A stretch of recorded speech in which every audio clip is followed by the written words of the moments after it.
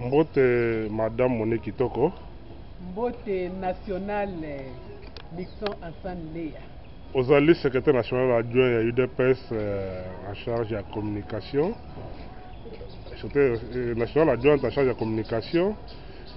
Lelo toyoki nangambo wana bato bazala kumbenga ba opposant ba kotaki na gouvernement de l'Union nationale. Lelo toyoki ete basali front moko basali plateforme moko électorale FCC, Front commun du Congo. Lelo wana ezali bazali ensemble na bato ya MP, c'est-à-dire ba majorité moko boye po ete bakende na maponomi. Analyse na yo ezali nini sur yango? Merci mingi ndeko Nixon Hassan Leya, eza Monique Kitoko, waza secrétaire national adjoint na communication, information et médias. Nakoki koyanola boye. Ban eloko wana yozo benga FCC, ngana koyebisa ote ezali front contre les Congolais. To front des corrompus des Congolais à majorité. Bato wana ndenge bazali wana bazana kati ya kokoso. Bayebi bien que bazali na balance contre le peuple. Yango wana bakei basangani po basala eloko wana ke non so itoke na maponomi to bimisa candidat unique. Est-ce que bako réussir mission yango? Bako réussir mission yango? Bako kende na machine nini? Na machine na bango a volé wana? Non. Parce que biso to rejeter kutu machine wana. To ndimi élection ezali mais machine wana to boyango. Mais tango bango bazali ko kende ko sala front wana. Na machine na bango a volé wana. Obiso to opposition to rejeter yango. To ndimi eloko wana te parce que eloko wana nga nazali ko benga ngo ezali front contre les Congolais. To front contre les Congolais corrompus. Eloko wana basali eza na eyano nango na kanisi ke bakosuka toujours kaka na kokabwana. Oyo eza ebandeli ndeko na ngai. Tozomona bazobenga ngo eza majorité élargie. Tozomona même bandeko oyo abimaki na kati na biso azali premier ministre. Lelo ake kokota na kati ya eloko wana po amoni ke aza nulle part. Akokende wapi? Soki lelo abimi kuna. Tika asaligné kaka na sima ya bato wana ba corrompi. C'est-à-dire front oyo ezali ko eza kosangisa ba corrompi nyonso ya Congo nde eloko na bango basali. Nga na moni ke signification valable ya mo wana yango wana ndi. Omonde ko moni kito balobaka na lopoto bato balobaka la politique est dynamique. Mais politique yango ba ezalaka na kadote esengeli mutu atala esika nini akoki ko se retrouver lobi pour servir peuple. Siko bino on dirait bozaka na kata distraction bato bazobonga mapona maponami bino bozobe bamba corrompi. Non ndeko Nixon Hassan Leya. Ndenge ezali wana UDPS ezali parti organisé elongo na balie na ye biso tozali kozela au moment opportun parce que ndenge ezali wana soki tolobi ke no tolingi élection même balista bakandidat na biso ekozala déposé d'ici là mais maponomi yango ekosalema ndenge nini ekosalema na machine nini c'est ça le problème. Soki tozali korejeter yango tozali korejeter élection te mais tozali korejeter nde bamachine wana. UDPS eza mobilisé na kanisi ke dernièrement a bomonaki même tournée oyo secrétaire général asalaki libanda mboka ezalaki na ndingisa ya président ya parti akindaki alobi ke no toza na kati ya mission na biso mpona conquête du pouvoir mais conquête wana ekosalema ndenge soki toke na maponomi te biso toboyi maponomi te mais tolingi nde tokokende na nzela oyo elongo bani. Mais ce qui te montre que fraude est quelque part, na kanisi ke bomolanda ki même secrétaire général a dénoncé biloko wana alobaki que déjà ndenge ezali wana déjà ba fichier électoral basi déjà ba bongisi makambo na bango kuna. Ce que tele na parlement kuna basi ba bongisi ba nani ba député na bango. O baza déjà élu. Yango wana biso lokola toza bato na mulongo tolingi kokende na de gauche à droite tolingi makambo kende na ndenge ya alima yango wana omoni ke tozali kosenga ke tokokende na élection mais na élection on a ba machine à voler wana te parce que machine wana eza crédible te mais pour na élection tondimia ya solo mwana mboko lobi bondimi ba élection bokende ba élection na ba machine à voter te mais lelo oyo bozo dénoncer biloko wana mais kaka bino UDPS bozo ba ete bo déposer ba candidat tant que question ba machine wana nanu ba résoudre yango to monite ke bozali ko que nous entériner machine wana et ça la musala na yango. Merci mingi ndeko national Nixon Sanleya. Biso IDPS ndenge nazali koyebiso ke toza parti mieux organisé. Esengeli toza na mulongo. Biso toko déposer ba liste ya ba candidat na biso pona kolakisa ke tondimi ke élection esalema. Mais eloko tozali kotelemela ezali nde machine à voler wana parce que machine wana eza malamu te. To constate que fraude moko ekosalema massive na kati ya nini na kati ya ba machine wana. Yango moni toza ko rejeter yango mais pona ba liste na kanisi ozomona mobilisation ezosalema na kati ya parti o bazali ko encourager que non esengeli même président na biso ya parti alobaki que non esengeli ba candidat nyonso ba déposer déjà na provincial basi ba déposer déjà ba candidat na ba candidature na bango d'ici là bokomona ba liste ko kende na CENI biso tozali ko sala makambo na mulongo tolingi ko tomber na ba piège wana te po baya koloba lelo bien lobi que non voilà UDPS azali koboya azoboya nini ba machine mais azoboya élection non biso tondimi élection mais tozo rejeter nde ba machine à voler wana parce que ezali malamu te ya solo mwana mboka toleka nano na message ya le 30 juin ya mwana mboka Joseph Kabila na bolandi message wana eloko nini oyo koki kolobela peuple congolais na oyo kaki na message wana po so totali bien na kati ya message na ye azo tenir makasi que non il faut respecter constitution il faut bana mboka bavande sika moko po ete batala avenir ya Congo. Alors bino UDPS boza kaka wana pona ko critiquer ye bozo continuer na ko critiquer to moni te que boza distrait quelque part. UDPS a critiqué Moutouté, UDPS a lingine makambo na mulongo. Mais ye agiraki na constitution alobaki a respecter constitution. Mais lelo toza wapi? Mais ceux qui ezali bongo esengeli ye nano azala nano abanda nano. Mais bapesa qui est tant à organiser élection. Mais tant nyonso bapesa qui a organiser élection est-ce que lelo tozali wapi? Organiser nani élection za organiser na mboka oyo. Mais ye moko a respecter nano constitution te.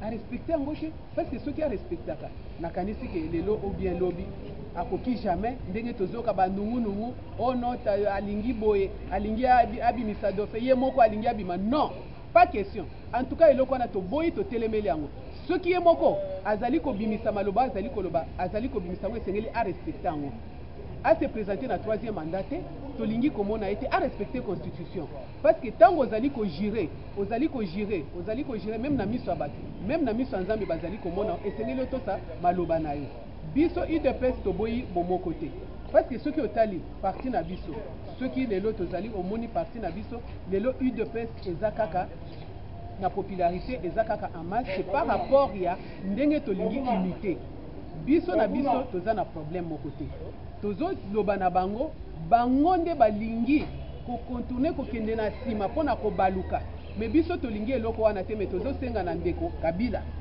qui a respecté constitution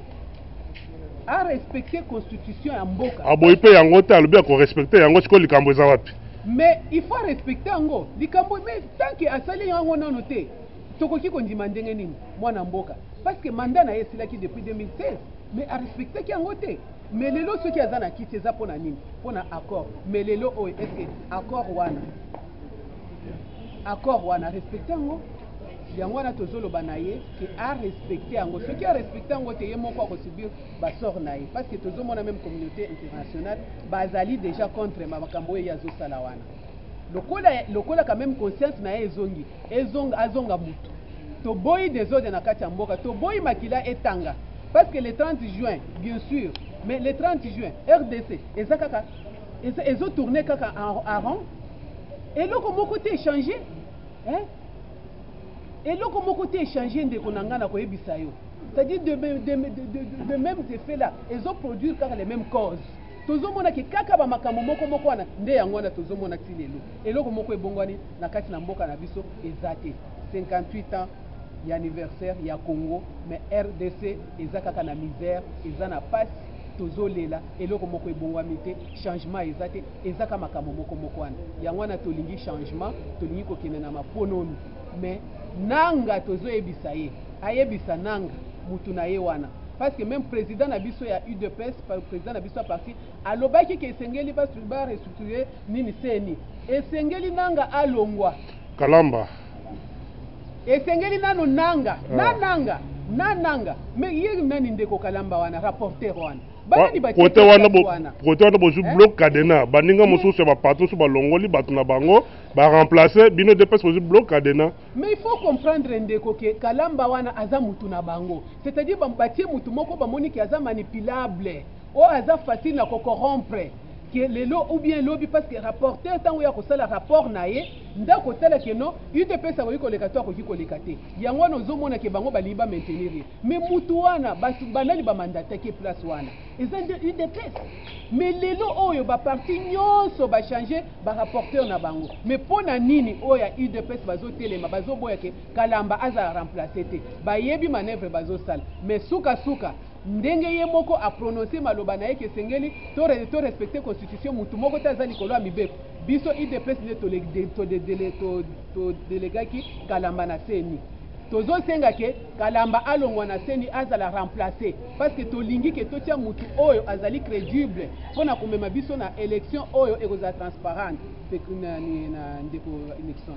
Voilà ndeko Monique Kitoko na moni to ke na suma to ko sisa masolo te sa au salon briefing moko ya tourner ya Kasai expliquer balandi biso ata na mwa minute muke mayo monaki kuna na Kasai babo ya basambwa IDPS ekanga masolo kwa circuit ndenge na lobakango non di jamais vu bande ko bomonaki bilili bomonaki bino moko na bilili tolobi ke mbujima itombe en tout cas ezaki somo na koyebisa yoke UDPS ezali les partis mieux implantés dans le monde parce que toujours tout tamboli dans ba village nyonso benaka niki na kotaka bolimbisaka parce que na ko prononcer malamu te benaka niki IDPS ezali lulu nani lukalaba UDPS ezali nazo yebisa bino ke benampunga wapi na ba fin fond ya ba village na kabeya kamo luputa nganda jeka ezaki somo omiabi tala peuple ndenga telemi bandeko na bana mike bazolela balobi Tshisekedi Félix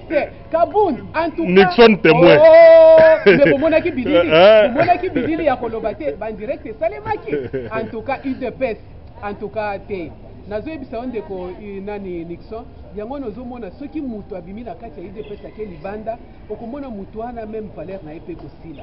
En tout cas UDPS ezali par les partis les mieux implantés dans le monde entier parce que point sur point na village nyonso totambolaki tomonaki kaka drapeau ya UDPS batie wana mpona kolakisa elembo ke UDPS ezovivre ekovaincre pe. Ok, mwana mboka Monique Kitoko na moni tokomi na suka. Est-ce que vous allez lobe ya suka ya koyebisa balandi biso na mokili mobimba? Liloba suka ekoki kozanga te. Bandeko na ngai toza UDPS ezali parti oyo Etienne Tshisekedi atikeli biso.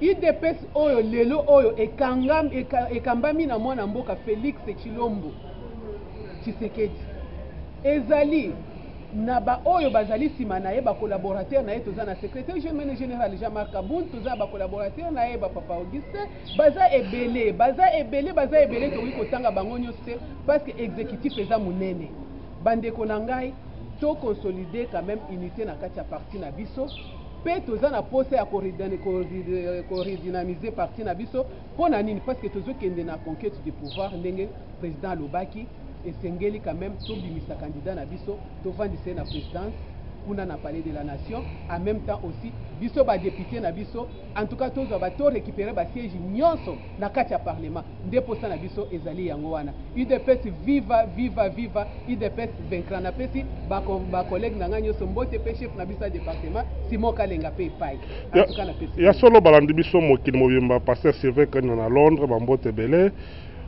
Daniela Victoria Certa, Roseline Mbombo, Rachel Kaben André de Washington et Sike Ozali, Bambote Belé, Bozape Belé, Diaspora Wabimba, Batios Bambote Belé, Jean-Marc Mokolumpa, Jean-Marc Yombo, Bambote Belé. Vraiment, Yannick Pires, Obi Masolo. Mathieu Mouboya yo bosani non Mathieu Mouboya boza ebele Lisette Kabanga déjà za kacha bakin ba feli humble wana ye ba beka humble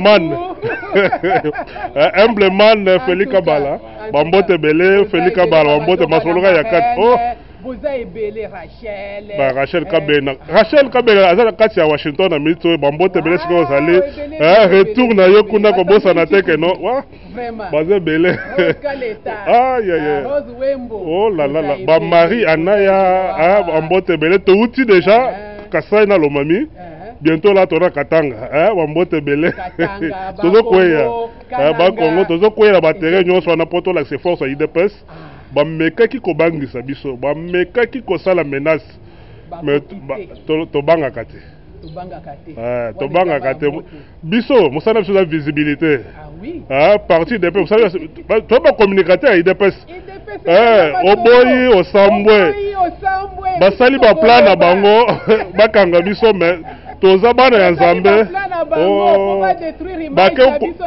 bake okundola video soki ya 2014 baye po babwila biso bana Nzambe oh la la bambote ebele na bino bambote na bino mpe baennemi na biso bino baennemi na biso baadversaire na biso tolingi bino mingi bambote ebele sika bozali lobi tokoremplace bino merci mingi mwana mboka merci mingi ndeko national Nixon Asante Leya.